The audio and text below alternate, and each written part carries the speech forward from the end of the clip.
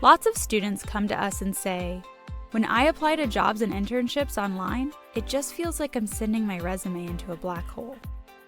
Often, the first hurdle to getting an interview is getting past the Applicant Tracking System. But what is an Applicant Tracking System? If you've applied for a job or internship before, you probably did it through an applicant tracking system, whether you knew it or not. Many companies are getting, on average, over 300 applications per job posting. But if you're Google, then you're receiving 75,000 applications per week. Applicant Tracking Systems, or ATS, are the software used by companies to manage and rank all the candidates applying for jobs. ATS are used by 98% of Fortune 500 companies and around half of medium-sized companies as well. So how does this work?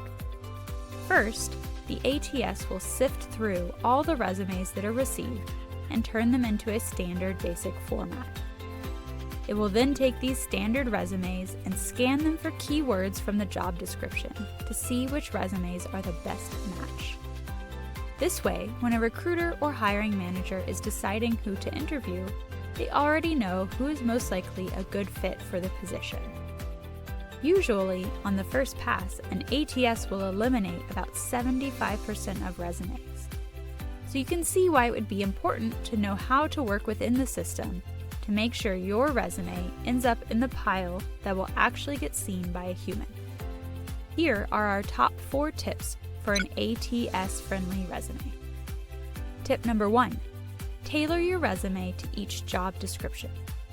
By using the same words in the job description to describe your experience, you will increase your ranking within the overall list of applications.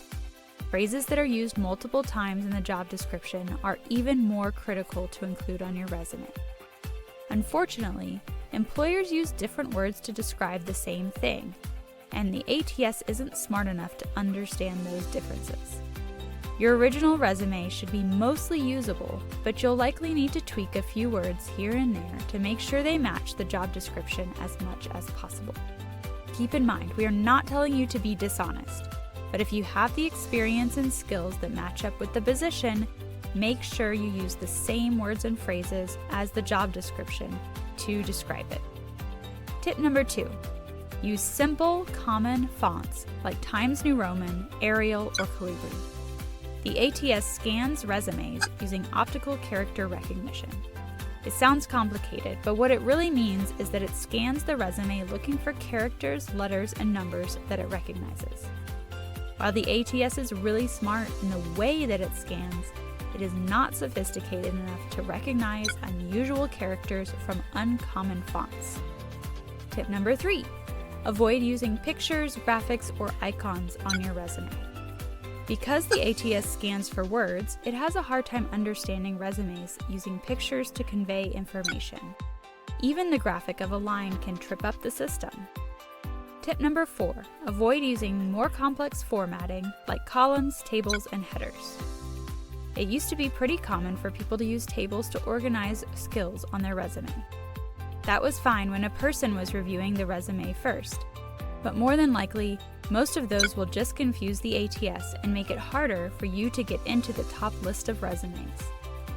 Having an ATS-friendly resume can help set you apart from a sea of applicants, since the ATS will be able to accurately read the text of your resume. If you need help making your resume ATS-friendly or tailoring your resume to a job posting, make an appointment with a CNS career coach today.